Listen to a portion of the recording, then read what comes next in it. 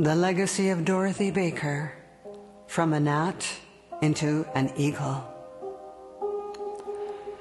Before Dorothy Baker approached the platform for speaking, she often said this prayer revealed by Baha'u'llah. Praise be to Thee, O Lord my God, for guiding me unto the horizon of Thy revelation, and for causing me to be mentioned by Thy name.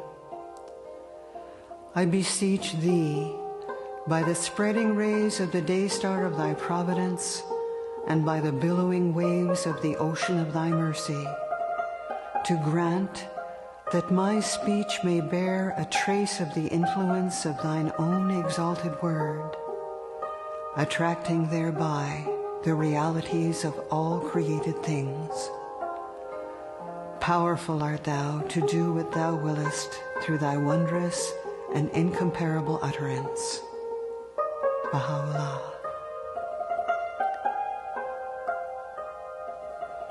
In the life of Dorothy Beecher Baker, we see a powerful integrity at work.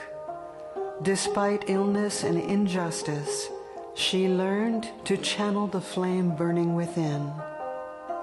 Dorothy flowed with, rather than fought against, faith's electrifying current. Dorothy walked with attention and strength, always ready to reflect the light and magnify it. This biography's purpose is to recall not only the chronology of Dorothy Baker's life, but also the drives, the suffering, the delights, and the peak moments of decision that helped make her who she was. May her story inspire your service and fill your heart. Dorothy Beecher Baker was born in 1898 at Newark, New Jersey, the year May Maxwell accepted the Baha'i faith. Related on her father's side to the famous author Harriet Beecher Stowe, who wrote the novel Uncle Tom's Cabin and fought against slavery. This best-selling book is believed to have influenced the American Civil War. In 1912, Dorothy's grandmother, known as Mother Beecher, took Dorothy to New York to see Abdu'l-Baha. Dorothy had been a very shy child, sensitive to the point of deep suffering in the presence of adults. She was so shy that years later she still remembered the tension she felt when she entered the room where Abdu'l-Baha was speaking. He smiled at her, and without speaking to her directly, motioned her to a footstool at his side. At first, Dorothy was much afraid that Abdu'l-Baha might speak to her, that she could hardly bear it. But as he seemed to pay her no further attention, she gradually relaxed. She was never able to remember what he talked about that day. But from that time on, Dorothy considered herself a Baha'i. Although she left that evening without speaking to him, she could think of nothing else for days afterwards, and finally wrote him a letter saying that she wished to serve the faith. Abdu'l-Baha immediately sent her a tablet in his own hand, translated by one of his secretaries, now in the National Archives, in which he told her that he would pray that God would grant her desire. A few nights after that meeting in New York, Abdu'l-Baha sent for Mother Beecher, who went to him immediately. When Mother Beecher entered the room, Abdu'l-Baha was speaking to some people, but interrupted what he was saying, turned to Mother Beecher and said, "I called you to say that your granddaughter is mine own daughter. You must train her for me." Dorothy graduated from Montclair Normal College and taught in the public schools of New York for 2 years. She was then offered a contract to teach in the Ethical Culture School in New York, but declined the offer. In June 1921, Dorothy married Frank Baker. Frank was a widower with 2 children, Conrad and Sally. And Dorothy and Frank had 2 more children, Louise and Bill. Sally unfortunately died of leukemia when she was very young. Dorothy notes that Frank Baker deserves much gratitude, for he stood by her side always, and in his own magnificent services and his support of Dorothy's teaching activities, there was the element of true sacrifice. Frank Baker enjoyed cars. In fact, one of the heavy, large cars Frank favored was a maroon Cadillac whose previous owner had been, according to the salesman, Al Capone. This car had a beautiful leather interior with tiny crystal bud vases in the back seat. It was a limousine. Frank always joked that he had bought the Cadillac so he could carry a whole local spiritual assembly. Just as he encouraged her, Dorothy showed great gentleness toward her husband. When the double living room and the wide entry hall of their home were filled with people during the Sunday night meetings, Frank would settle himself on the comfortable blue couch in the back of the room and occasionally would fall asleep as Dorothy spoke. But her loving, indulgent smile removed all embarrassment. When a snore or a sleepy snort made heads turn, she would laugh and suggest that if it annoyed anyone, they should wake him, but otherwise let him sleep. Dorothy studied the Baha'i teachings in such a way, that is, with both mind and heart, that one would think her very life depended on her being filled to overflowing with the revelation of Baha'u'llah. She often said something to this effect: "Nothing worth knowing is attained without labor, tremendous effort, and undivided attention." Dorothy always felt sure that she was to go forth to service, and that her duty would be to give out thoughts that breathe. She often said she wished her service would kindle the feelings and touch the hearts. She certainly attained this wish, for as a speaker in small or large groups, she was eloquent, persuasive, and convincing. Dorothy also had that quality of personality so necessary for a public speaker: inimitable charm. But the most important quality which was ever present, and which strangers as well as friends could observe, was that of sincerity. Dorothy's first public talk was given in Foundation Hall of the Temple of the Baha'i House of Worship in Chicago, probably about 1929, at a Rizwan feast. The friends rejoiced in her arising, as they called it. In fact, she was surrounded both before and after this talk, and one could hear comments about the attainment of Mother Beecher's granddaughter. It produced a profound sensation because most of the friends did not know that Dorothy had become, among all the young people, one of the best informed on the Baha'i teachings. From that time on, the evolution of this Baha'i speaker was rapid, phenomenal. Dorothy was wanted everywhere. In 1928, Dorothy was a delegate to the National Convention. After that, she dedicated herself more to the service of the faith. She was first elected to the National Spiritual Assembly in 1937. Dorothy participated in leadership roles in several initiatives of the Baha'is before World War II. Among the 2 highest priorities were undertaking Abdu'l-Baha's call through the tablets of the Divine Plan to spread the faith throughout Central and South America and to address racism in the United States. Dorothy was named chair of the Inter-America Committee of the Baha'i National Spiritual Assembly of the United States, responsible for many aspects of an initiative to expand the faith to Central and South America. In 1939, she was appointed by the National Assembly to the Race Unity Committee, which she chaired from 1941 to 1944 during the war. Dorothy was instrumental in establishing the College Speakers Bureau for the Committee on Race Unity. Between 1941 and 1942, she visited 30 colleges. In 1942-43, she visited 50 more.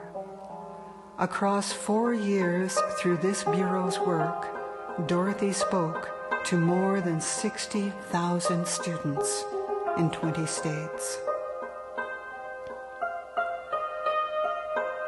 During a second trip through Europe in 1951, Dorothy was appointed a Hand of the Cause by the beloved guardian Shulgi Effendi.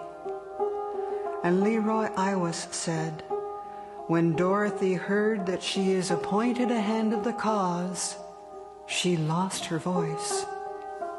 And when Dorothy loses her voice, the birds stop singing."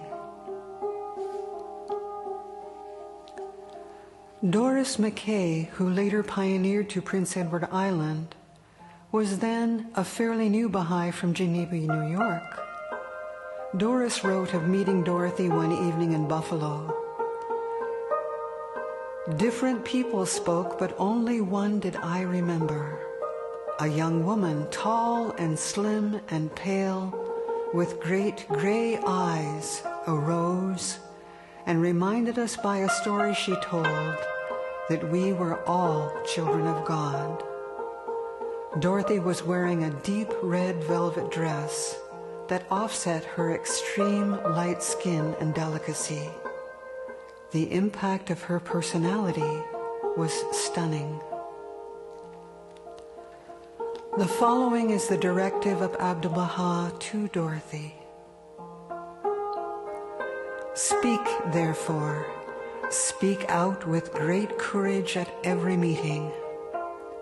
When thou art about to begin thine address, turn first to Baha'u'llah and ask for the confirmations of the Holy Spirit. Then open thy lips and say whatever is suggested to thy heart. This, however, with the utmost courage, dignity, and conviction. It is my hope that from day to day your gatherings will grow and flourish, and that those who are seeking after truth will hearken therein to reasoned arguments and conclusive proofs.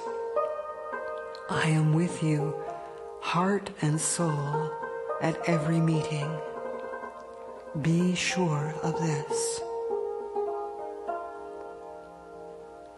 Mother Beecher had said that Dorothy was a chosen vessel, that she would someday be a great teacher. The great teacher Martha Root came to Greenacre for 3 days later that summer, but Dorothy was already gone. They met within a few months for the first and only time in Geneva, New York. Doris McKay remembered. The two of them were sitting down to breakfast. It was such an experience to see Dorothy with her wonderful radiance and Martha with her quiet power of faith meeting one another like two constellations colliding. It was such a wonderful experience. Dorothy was so humble in the presence of the wonderful Martha Root. Humility was needed to learn what Dorothy could learn from the immortal Martha Root. Whenever she drove to assembly meetings, Dorothy always said the Tablet of Ahmad 9 times as she drove, not picking up any hitchhikers until she finished. Other episodes. As Dorothy left an interview with Dr. George Washington Carver, the renowned agricultural researcher, he called out to her, "Tell the world, Mrs. Baker, that Dr. Carver is very partial to the Baha'i faith, very partial." These are some of Dorothy's statements. Pray aloud so that your body will be surrounded by prayer. It helps concentration. There is always divine companionship in every loneliness. A soul is never alone. We should always be God conscious. There is only one thing in this life that I dread, and that is growing old. I hope when I go, I shall go with my boots on. If Baha'is purposely do not give what they have, Dorothy felt it was often as a result of false humility, which she described as a humility that prevents us from going victoriously ahead for God's sake. Take the cause seriously, but don't take yourself seriously. Dorothy Baker quoted the Baha'i writings, "I swear by the bounty of the Blessed Perfection that nothing will produce results except intense sincerity. I cannot bear the thought of inactivity. I want to be teaching full speed every day till the day I report to Abdu'l-Baha in person." Dorothy said, "It's my birthday now, and I give thanks to God for permission to live in such a time in God's moving drama." Joy appears first in the life that is inspired, and then it affects the lives of others. Every home where there is prayer is the garden of God. Being head and shoulders spiritually above others, Dorothy was a target for jealousy. She used to have many unpleasant things happen because of the jealousy of others. She'd come home.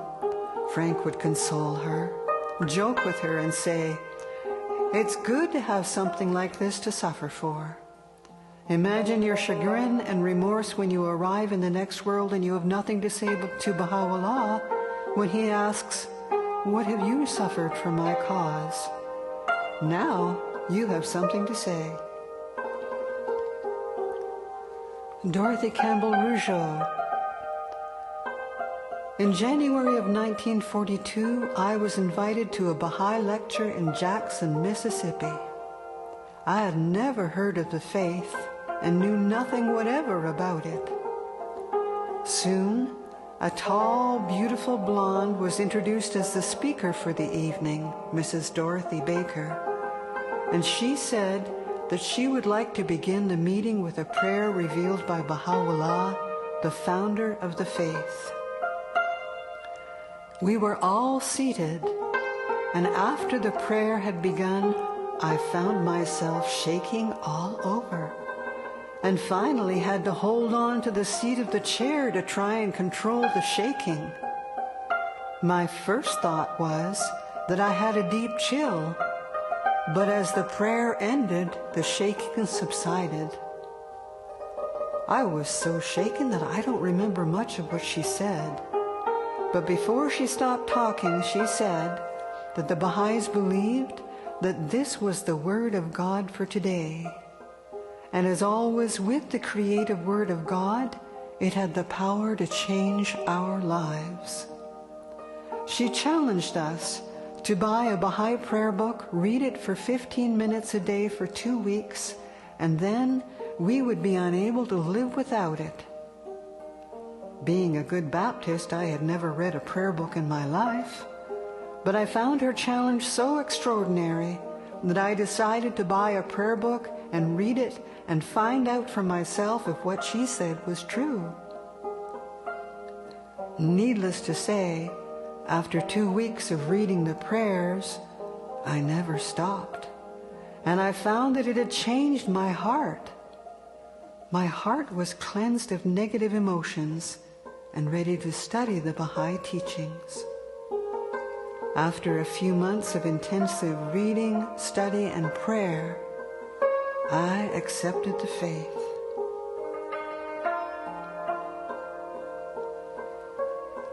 Once in Denver, Colorado, I presented her to a very small group called the Religious Tolerance Society. It was really not a very inspiring occasion, but as Dorothy talked, this mysterious, flowing eloquence began to surge, and quickly everyone was enraptured. At the end, one gentleman, a rather cold, analytical intellectual, not in any way a spiritual or emotional type, spoke up, obviously highly moved. He said that in essence, certain people have been given great gifts, and Dorothy had been given the gift of eloquence. Hazel Little recalled, "At my first meeting with Dorothy, Eleanor Kepfer and I joined her for lunch at an Oriental tea room. I remember saying to her, 'This faith sounds good. I can accept it, but I can't give up Jesus.' Dorothy, gently smiling, spoke softly and kindly, 'My dear Hazel, you don't have to. This simply adds on to your Christian faith.'" Sarah Ellen recalled, "Dorothy looked at me very seriously and said, 'Sarah Ellen, you must always remain steadfast in the faith. No matter what happens in your life, remain steadfast. Because, as the first believer in your family, you carry a great responsibility.'" Tears streamed down my face. I just kept watching her face, spellbound. Dorothy fascinated me. It is easier now to understand it was an irresistible spiritual attraction before which I was speechless. There was nothing for me to say. Sometimes in her vocabulary, we went over one day to a National Spiritual Assembly meeting right from the convention where Dorothy had spoken about Latin America. She talked of girdles of immorality around South America. She used this expression, and the men never let her forget it, and no one would laugh harder than she would at herself. The men on the National Spiritual Assembly used to tease her a little bit because she was rather eloquent. Dorothy quoted the writings of Baha'u'llah concerning Jesus Christ by heart. According to Gale, Dorothy recited from memory the following passage from Gleanings from the writings of Baha'u'llah. "Know thou that when the Son of Man yielded up his breath to God, the whole creation wept with a great weeping. By sacrificing himself, however, a fresh capacity was infused into all created things. Its evidences, as witnessed in all the peoples of the earth, are now manifest before thee. The deepest wisdom which the sages have uttered, the profoundest learning which any mind hath unfolded, the arts which the ablest hands have produced, the influence exerted by the most potent of rulers, are but manifestations of the quickening power released by his transcendent, his all-pervasive and resplendent spirit. We testify that when Christ came into the world, he shed the splendor of his glory upon all created things. After a few moments, Dorothy went out of the room to get something. Gail recalled in that interval, the couple looked at me with glistening eyes and ecstatic countenances and said, "We feel as though we have been at the altar of God." I too was in that same state of feeling transported to the presence of God. This was a powerful characteristic of Dorothy Baker.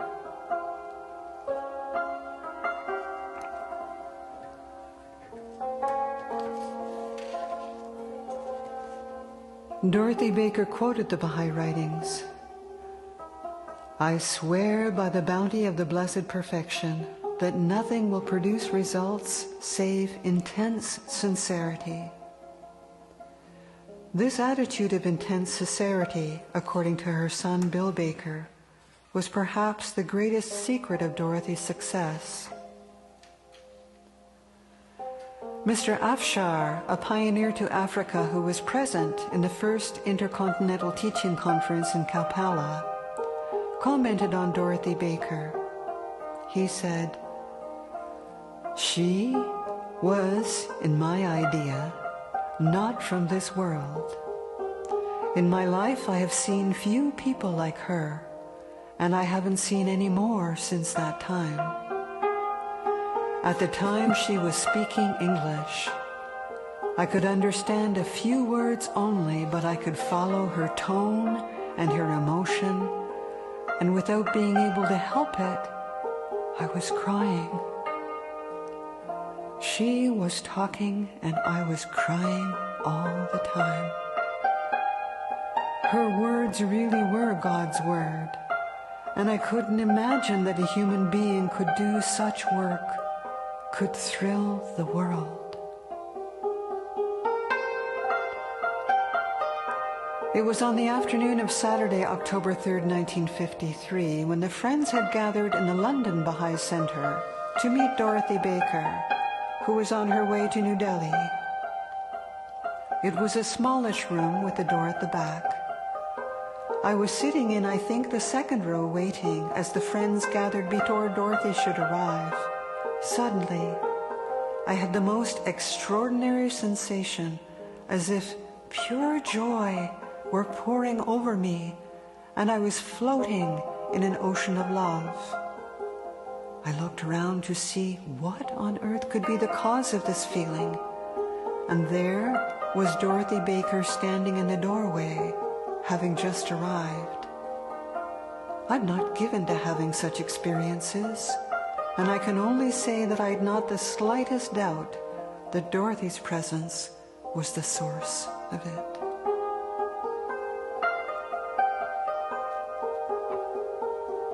The following recollection of Javiduk Khadem, wife of Hand of the Cause Zikrukala Khadem, describes part of a road trip she took with Hand of the Cause Dorothy Baker. The story leads to a description of how Dorothy Baker prepared for obligatory prayer. We pick up the story with Dorothy driving the car while speaking. "I have to do something that I forgot. I promised to pray for Elsie Austin because she wants to go to Africa and the door is closed. Will you help me?" And I said, "Sure." I did not know what she wanted. She said, "I want to say the remover of difficulties 95 times. She said the prayer very slowly, and with each word the tears poured down. Dorothy didn't even notice me. I looked at her. I had never experienced anything like this. Tears covered her face and dropped onto her clothes. I did not even count the number of prayers she said, but when she finished, she pulled the car over to the side of the road and she passed out. I opened the car door and called, 'Dorothy, Dorothy, please.' After a few minutes, Dorothy opened her eyes and was so happy. She said, "I'm sorry, honey, that I bothered you so much." I asked her, "Is this the way you always pray?" She answered, "Is there any other way?" "Do you always say your prayers like this? Do you say your prayer, your obligatory prayer, every day like this?" I asked. She said, "Did you ever read that you must wait to pray until you're feeling spiritual? Every morning I say many prayers so that I will be spiritual enough to say my obligatory prayer."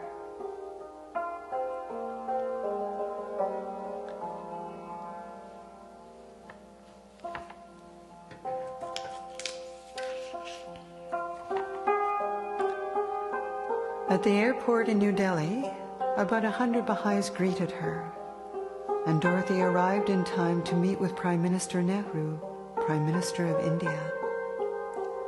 Hand of the cause, Mr. Furatan recalled the meeting. When Dorothy went to meet Prime Minister Nehru in New Delhi, as all the hands were there, and he gave the very beautiful speech of welcome, she turned to me and with her eyes invited me to answer Nehru, which I did. Dorothy loved everybody. She showed me many kindnesses. At all the conferences, the hands gave public talks or talks to the Baha'is. When I was the speaker, she always encouraged me afterwards, praising my speaking. Once she said, "Come sit next to me, my brilliant speaker." My impression was of her spirituality. My first impression was of her spirituality, her face, her eyes, how she looked at the people. Another thing that I saw in Hand of the Cause Dorothy Baker, she did in almost all the meetings.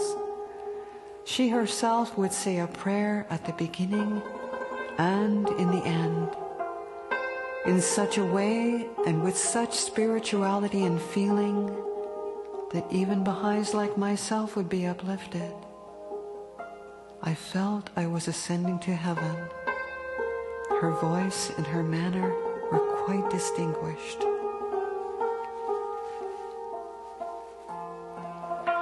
Leroy Iowa said, "Dorothy always gave considerable thought and attention to her appearance. She spoke to me of the fact that even one's manner of dress should attract the listener to the faith." In Portugal, Dorothy had given a course called "What is a Good Administrator?" In it, she listed qualities a good administrator must have. Among them included detachment, detachment from people, from love or dislike, detachment from praise or censure, detachment from your work. Frankness combined with courage and courtesy. A good administrator must have integrity in personal affairs consulted on by the Assembly and in loyalty to the Assembly decisions. A good administrator must have humility. Take the cause seriously, but don't take yourself seriously.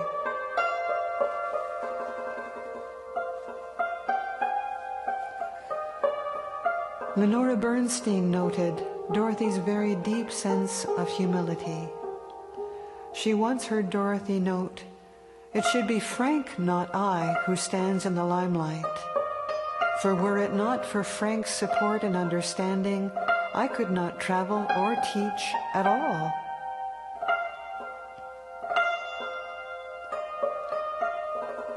After catching a ride with her, an older, rather rough-looking hitchhiker told Dorothy as he got out of the car, "When you picked me up, I was going to do whatever it took to steal your money and your jewelry.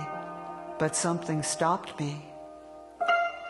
Whatever else you do driving around these hills, don't you ever pick up anybody that looks like me again. You hear?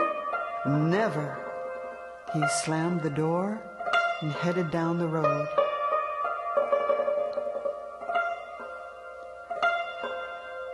In the late 1930s, at a talk at the YMCA in Toledo, Ohio, a heckler stood up mid-sentence in Dorothy's talk. From his spot at the front of the meeting room, he yelled aggressively, "Madam, just what are the tenets of your faith?" Without a second's hesitation, Dorothy answered with the noon prayer, "I bear witness, O my God, that thou hast created me to know thee and to worship thee. I testify at this moment to my powerlessness and to thy might, to my poverty and to thy wealth. There is none other God but thee, the help in peril, the self-subsisting." Dorothy paused a moment, eyes fixed on the questioner. Then, seriously challenging, she said, "And now, young man, what are the tenets of your faith?" Not even a whimper sounded from him as he sank into his chair. Dorothy went on to finish her talk.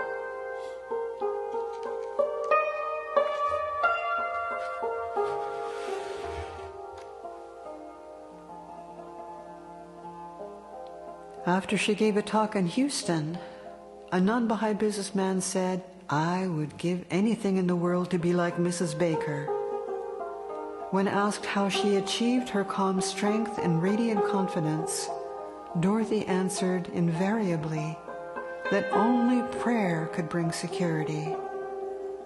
Her love for Baha'u'llah was reflected in her love for each person. Doris McKay, often a roommate of Dorothy's at Baha'i gatherings, would sometimes wake up and see her friend rise to say her morning prayers. Doris wrote in her diary, "The chime of an alarm clock, the silvery pre-dawn light in the room, and Dorothy rising from her bed to say the long obligatory prayer, sometimes childishly rubbing the sleep from her eyes. Then, the dignified and graceful movements, like the classic postures of a religious dance. She became the prayer. Every changing mood of the prayer was reflected in her being, the awed adoration, the bowed humility, the anguished moments of contrition, and the final meditative calm."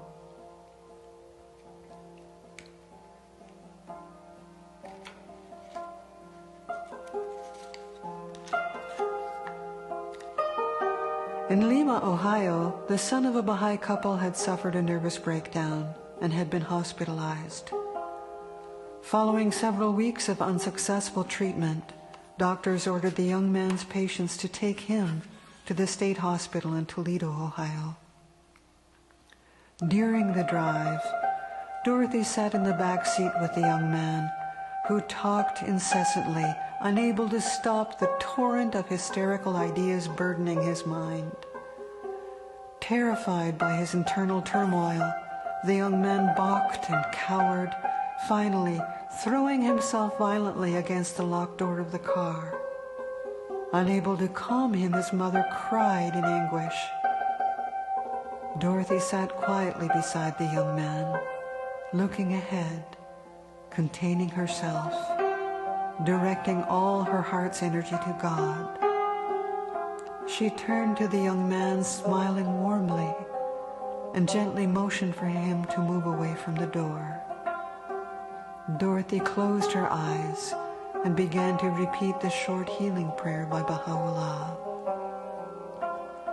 "Thy name is my healing, O my God, and remembrance of thee is my remedy. Nearness to thee is my hope, and love for thee is my companion. Thy mercy to me is my healing and succor in both this world and the world to come. Thou verily art the all-bountiful, the all-knowing, the all-wise. And the Bob's prayer, is there any remover of difficulties save God? Say, praised be God, he is God. All are his servants, and all abide by his bidding. Gradually, the young man relaxed and lay down, placing his head on Dorothy's lap, where he rested for the remainder of the journey. When arriving at the Toledo State Hospital, walking up the stairs, the young man stopped, saying to Dorothy, I can never thank you for what you have done for me. 30 days later, doctors released the young man, having been unable to find any signs of mental illness. Dorothy's ability to encourage the individual was, in the memory of many, without compare.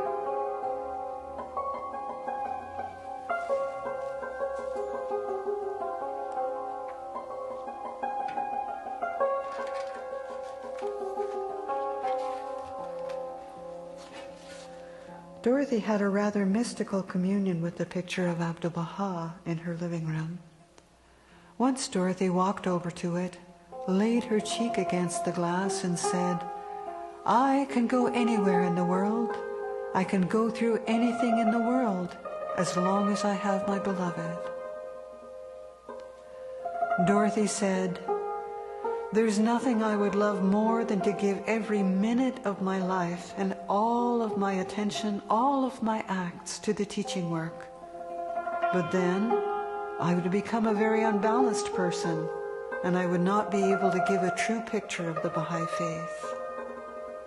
I always have to see that I have 3 facets to my life: my Baha'i work, my family, and recreation.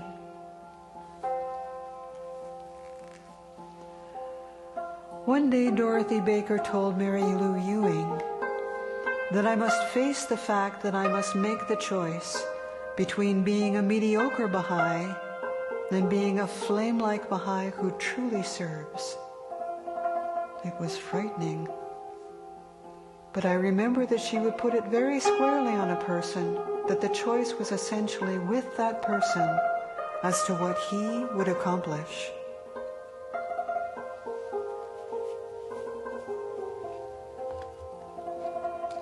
Edna Andrews and Dorothy Baker. For weeks after the drowning accident which took the life of my 17-year-old son, I had been tortured by the same dream. His dead body walking, trying to come to me. I would waken devastated by grief. I dreaded the coming of each night.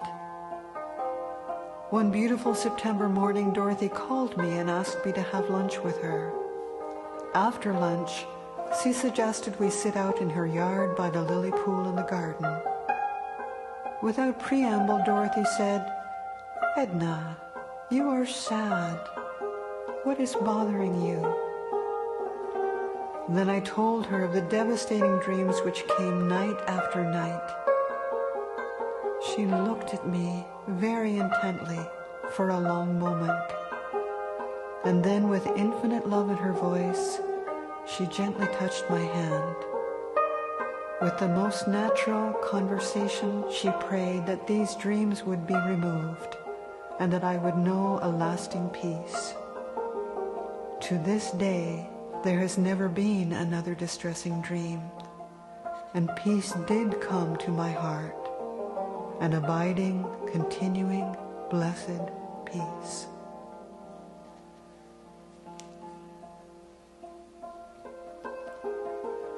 Dorothy Baker said to Belinda Elliott, you must always remain steadfast in the faith. No matter what happens in your life, remain steadfast. Because, as the first believer in your family, you carry a great responsibility. Dorothy had my full attention. All I could do was stare at her beautiful face, so smooth, so illumined from within. She was wearing dark blue with a hat and a small veil that came over her eyes.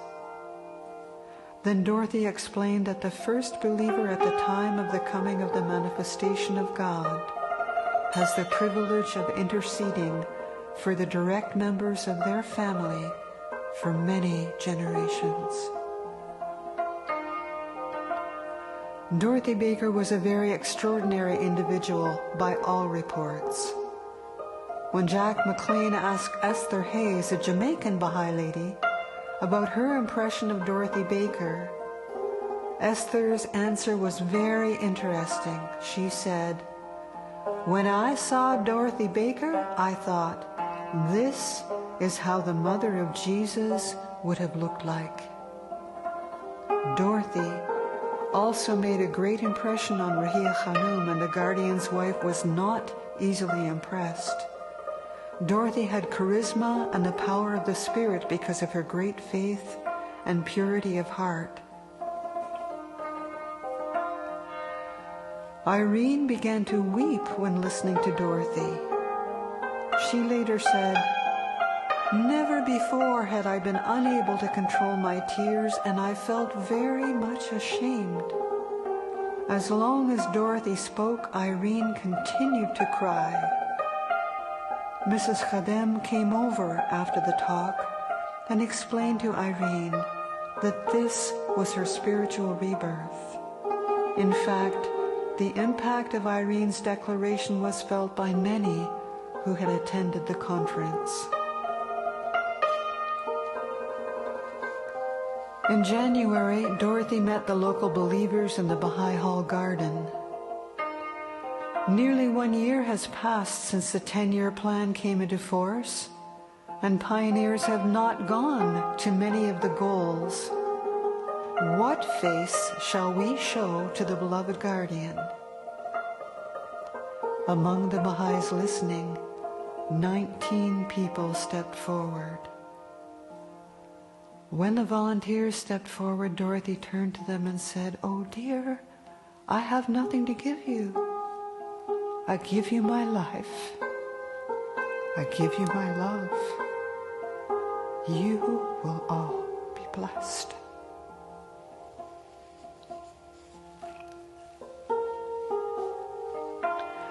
Dad and I sat at the Pullman table when Mother came in after taking some friends to the train who had come to Lima to visit Mother Beecher's grave. Mother dropped into her chair at the end of the table and after talking a few minutes about the visit suddenly said, with considerable heat, "I hope people don't make a shrine of my grave after I'm buried." Dad chuckled and asked, "And how can you be sure they won't?"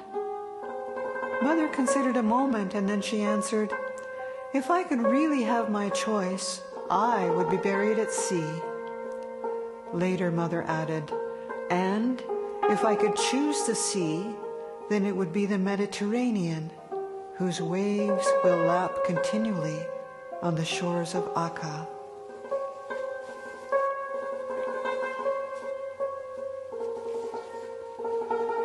If one desire was left unfulfilled, it was a desire Dorothy had expressed to Rahia Khanum in a letter from February 1943. "My heart's love once again to the Blessed Guardian. When next you have the privilege of entering the tomb of the Blessed Beauty, dearest Rahia, will you pray that my life will be a ransom to the Guardian? I cannot do this, but I believe that He will answer your prayer. 1,000 thanks."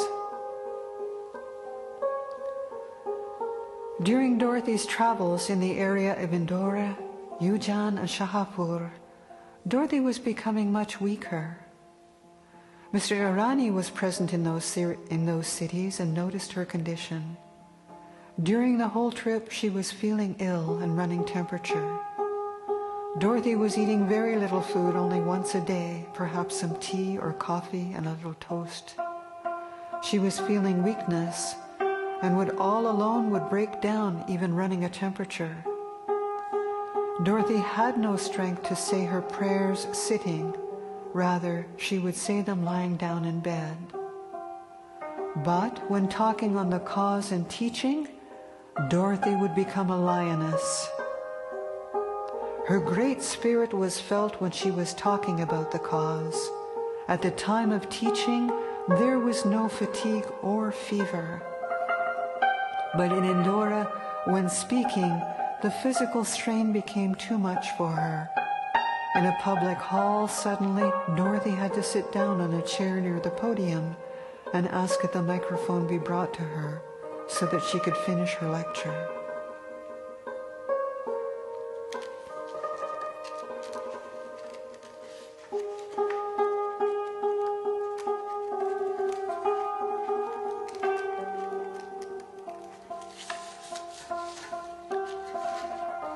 In 1953, exactly 10 years after writing that letter to Raya Khanum, Dorothy made her pilgrimage to that most sacred spot. Her prayers there surely reflect the same devoted hope to be allowed to offer her life as a ransom to free Shoghi Effendi from distress or harm. In February 1953, on her way to the Kampala Intercontinental Conference, Dorothy was welcomed to the Guardian's presence, where story has it that in greeting her he said, "Welcome, welcome 1,000 times welcome, my martyr pilgrim." Raya Khanum recalled, "So you see that when she did eventually come here, it was the fulfillment of a lifelong dream of hers. And I remember going up to her bedroom before the night she was to leave and telling her how distressed I was that after waiting so many years to come on pilgrimage, she only had 7 nights due to airplane connections." Dorothy gave me an answer which I have very often quoted to the friends. Dorothy said that she felt that when people come here, they were like a dry sponge, and that when they had the experience of the pilgrimage, the shrines, the Guardian, in an instant they were filled like a sponge being plunged into water, and that very little more could be added. So I should not feel sad that she had only had 7 nights. Dorothy's beautiful eyes were shining when she said this, and I was deeply touched.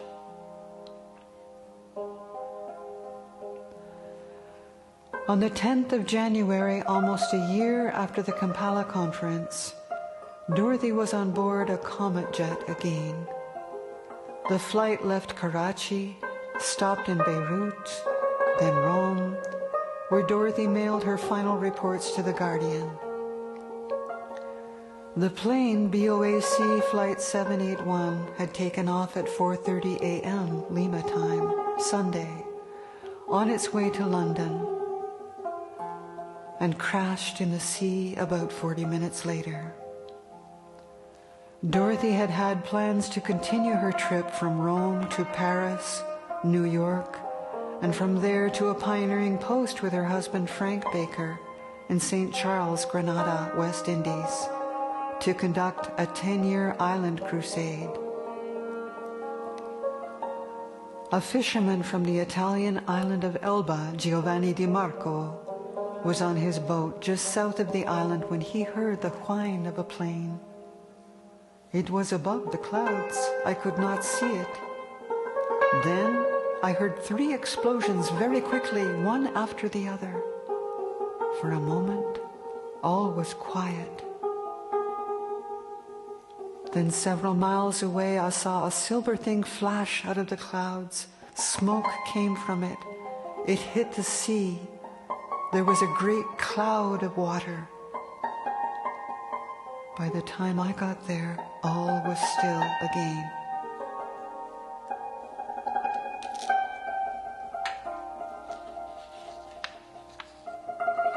Around the 12th of January 1954, a sodden purse was found on a seashore.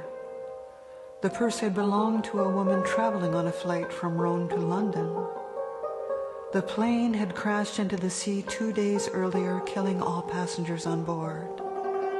Inside the purse was a pamphlet with information about the Baha'i faith.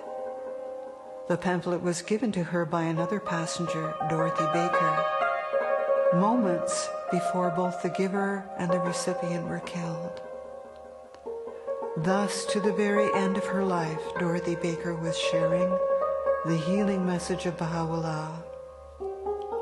Her wish to die in her runners was fulfilled when she died, teaching the faith and on her way to meet her husband at their international pioneering post at the age of 55 years. Around the world, Baha'is dreamed of her that night and nights before and after. To one of the friends she said, "I never went down. I stepped straight into the arms of my Lord."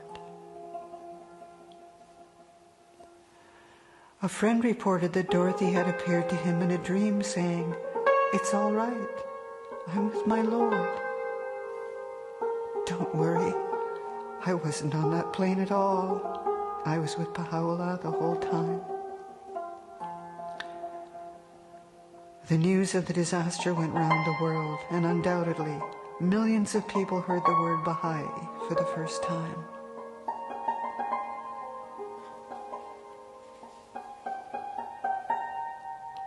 Cablegram from The Guardian.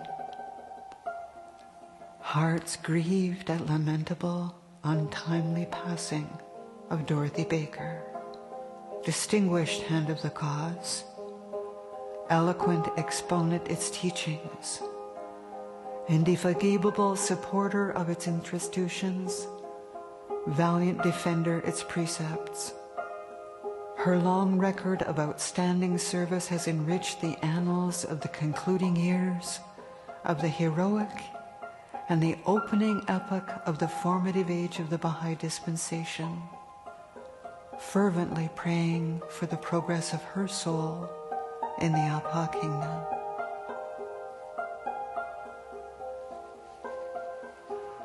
What can one offer except a heart full of burning gratitude when a life has been forever changed?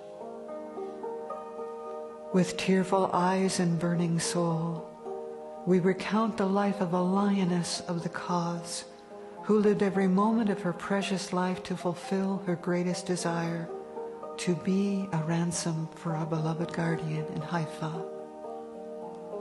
Dorothy Beecher Baker's worldly mission had ended at age 55. I hope that all can find time to meditate on the motives and ways of such a life.